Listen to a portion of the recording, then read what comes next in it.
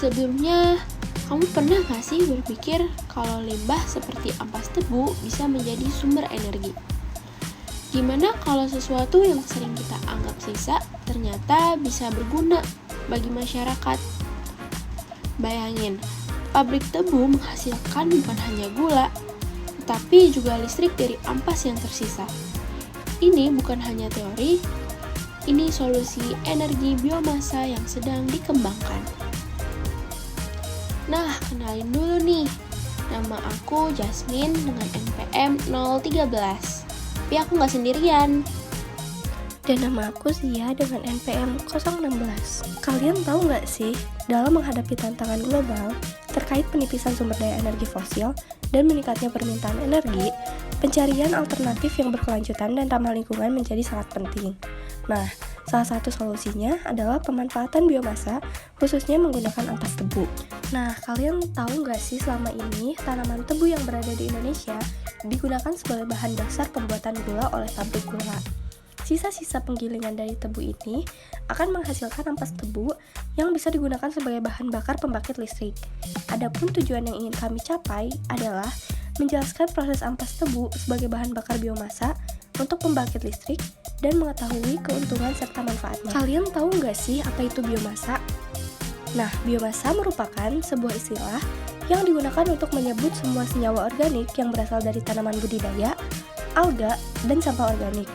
Pengelompokan biomasa terbagi menjadi biomasa kayu, biomasa non-kayu, dan biomasa sekunder. Biomasa juga dapat dikategorikan menjadi limbah pertanian, limbah kehutanan, tanaman kebun energi, dan limbah organik. Selanjutnya adalah proses pembuatannya. Yang pertama adalah pengumpulan dan persiapan ampas tebu. Yang pasti, ampas tebu dihasilkan dari proses penggilingan tebu yang merupakan limbah dari industri gula. Ampas tebu perlu dikeringkan untuk mengurangi kadar air sehingga meningkatkan efisiensi konversi energi. Tahap selanjutnya adalah gasifikasi.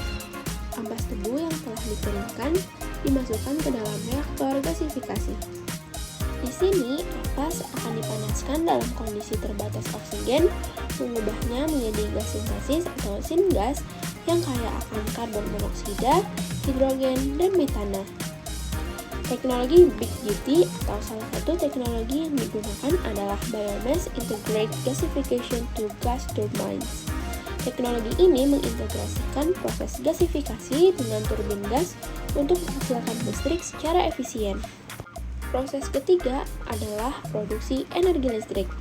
Pengurangan syngas atau gas yang dihasilkan dari proses gasifikasi digunakan untuk menggerakkan turbin gas. Turbin ini akan mengubah energi kinetik dari gas menjadi energi listrik. Kogenerasinya selama proses ini, sistem kogenerasi memungkinkan pemanfaatan panas sisa untuk meningkatkan efisiensi keseluruhan dengan memproduksi uap yang dapat digunakan kembali dalam proses industri gula atau untuk keperluan lain. Yang terakhir adalah distribusi energi. Dapat diterapkan sistem smart grid, energi listrik yang dihasilkan kemudian didistribusikan melalui sistem smart grid yang memungkinkan pengelolaan dan distribusi energi secara lebih efisien dan fleksibel. Nah, selanjutnya efisiensi dan berkelanjutannya gimana? Output energinya, setiap ton ampas tebu dapat menghasilkan antara 220 hingga 300 kWh listrik tergantung pada teknologi yang digunakan dan efisiensi sistem. Tahap keberlanjutannya, proses ini tidak hanya membantu dalam pengurangan limbah, tetapi juga menyediakan sumber energi terbarukan yang berkelanjutan. Nah, tahap selanjutnya adalah skema yang menunjukkan sistem pasokan uap dan listrik dari boiler tekanan tinggi dan turbogenerator kondensasi ekstraksi, yang banyak digunakan dalam industri gula. Elemen utamanya yang pertama adalah boiler tekanan tinggi, yang berfungsi menghasilkan uap dengan tekanan tinggi dari air yang dipanaskan. Uap ini digunakan untuk berbagai proses industri, termasuk pemanasan dan penggerak turbin. Prosesnya, air masuk ke dalam boiler, di mana ia dipanaskan hingga mencapai titik didih dan berubah menjadi uap. Selanjutnya, turbogenerator kondensasi ekstraksi yang berfungsi untuk mengubah energi termal dari uap menjadi energi listrik. Turbin ini juga dapat mengekstrak sebagian uap untuk digunakan dalam proses industri lain. Prosesnya dari uap dari boiler ini masuk ke turbin, di mana ia menggerakkan rotor untuk menghasilkan listrik. Setelah melewati turbin, uap dapat dikondensasikan kembali menjadi air atau diekstrak untuk penggunaan lain. Tahap selanjutnya, sistem distribusi energi. Fungsinya mengalirkan listrik yang dihasilkan ke berbagai bagian pabrik atau ke jaringan listrik. Prosesnya, listrik yang dihasilkan oleh turbogenerator disalurkan melalui transformator dan sistem distribusi untuk digunakan di seluruh fasilitas. Nah, yang terakhir adalah sistem pemulihan energi yang berfungsi untuk menggunakan panas sisa dari proses untuk meningkatkan efisiensi keseluruhan sistem.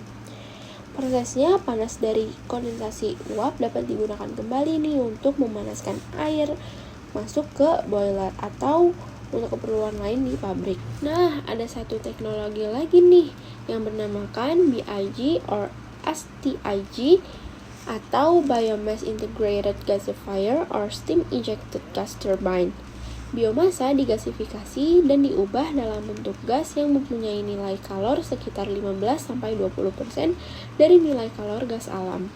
Uap yang digunakan untuk proses gasifikasi, penggilingan tebu, dan proses produksi gula diperoleh dari HRSG atau Heat Recovery Steam Generator yang memanfaatkan gas buang dari turbin gas. Uap yang tidak dipakai dapat diumpankan ke ruang bakar atau turbin untuk menaikkan daya output listrik dan meningkatkan efisiensi sistem. Konversi ampas tebu menjadi energi listrik biomasa menghadapi beberapa kendala dan permasalahan Di antaranya adalah biaya produksi yang tinggi. Pengadaan teknologi canggih untuk konversi biomasa seringkali memerlukan investasi awal yang tinggi, yang mungkin menjadi penghalang bagi banyaknya pabrik kecil. Dan juga harga energi dari sumber lain seperti bahan bakar fosil seringkali lebih kompetitif, sehingga membuat investasi dalam biomasa kurang menarik secara ekonomi. Selanjutnya adalah variabilitas produksi atau ketersediaan ampas tebu yang sangat bergantung pada musim panen. Dan juga kualitas ampas tebu itu sendiri yang bervariasi dapat mempengaruhi efisiensi proses konversi. Ampas yang terlalu basah atau terkontaminasi dapat mempengaruhi hasil energi. Dan selanjutnya adalah teknologi konversi yang belum optimal. Banyak teknologi yang ada seperti gasifikasi masih memiliki efisiensi yang perlu ditingkatkan. Proses konversi yang tidak optimal dapat menghasilkan energi yang lebih rendah dari yang diharapkan. Nah, selain dari kendala yang sebelumnya udah disebutin, ada pun manfaat dan keuntungan dari biomasa ampas tebu ini. Yang pertama adalah sebagai bahan bakar alternatif yang ramah lingkungan. Yang kedua, menghindari pencemaran lingkungan dan mengurangi aroma tidak sedap yang sering ditimbulkan oleh ampas tebu. Yang ketiga, menghasilkan daya listrik yang signifikan mencapai hingga 2,8 MW dalam kondisi tertentu. Yang keempat, dapat lebih ekonomis dibandingkan dengan bahan bakar fosil seperti batu bara atau solar. Dan yang terakhir adalah pengurangan emisi karbon. Cukup sekian penjelasan yang dapat kami sampaikan. Kurang lebihnya mohon dimaafkan. Terima kasih. Wassalamualaikum warahmatullahi wabarakatuh.